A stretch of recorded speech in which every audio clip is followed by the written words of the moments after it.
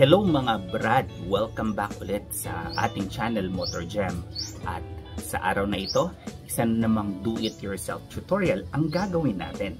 Tayo po ay magre-reset ng ating V-belt change indicator. Kung hindi nyo pa na-reset ang inyong V-belt change indicator, sana may matutunan kayo sa tutorial na ito.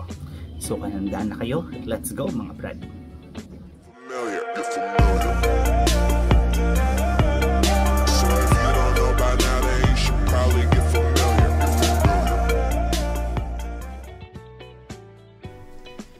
Marahil kayo nagtatanong kung bakit nagbi-blink ang ating V-belt indicator. Nakaprogram na po sa Yamaha na every 25 kilometers magbi-blink ang ating V-belt dahil ito'y nagpapahiwatig sa atin na kailangan na nating palitan ang ating V-belt. Makikita nyo sa aking screen, ang odometer ng aking motor ay nasa 26,000 kilometers na mga brad.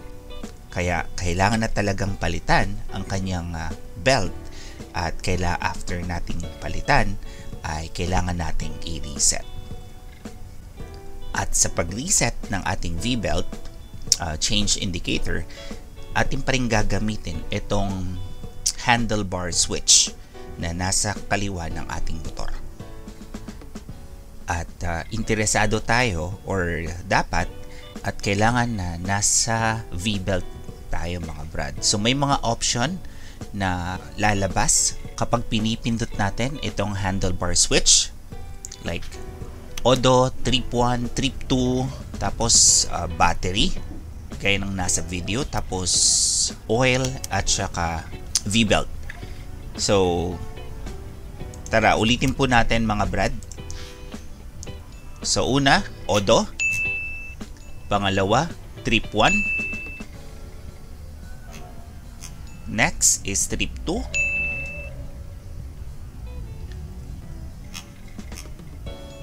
Tapos battery. Ayan. And after ng battery, pupunta to sa oil. After ng oil, next ng oil mga brad ay ang V-belt. Ayan. At kung mapapansin nyo, nasa 26,000 kilometers na yung tinakbo ng ating motor. Kaya ang gagawin natin kapag nasa V-belt na tayo, gagawin natin mga brad ay press and hold itong switch. Okay? Tapos antayin nating mag-blink yung ating V-belt or yung odometer ng ating V-belt. At kung mapapansin nyo, ayan, nagbi-blink na. So, release. At after that, press ulit. Press and hold yung ating handlebar switch. At yan. Kikita nyo yung odometer from 26,000 naging 0 at hindi na nagbi-blink ang ating V-belt change indicator. Ang ibig kong sabihin yan ay successful ang ating pagre-reset ng ating V-belt change indicator.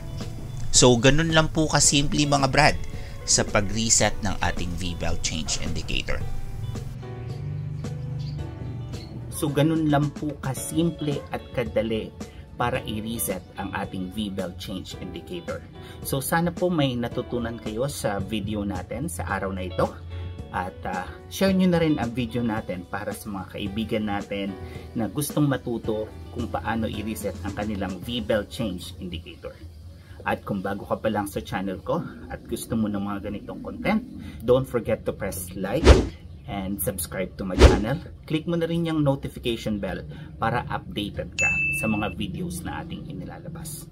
Hanggang sa muli, maraming salamat po sa pagsuporta ng ating channel at ingat po kayo mga brother.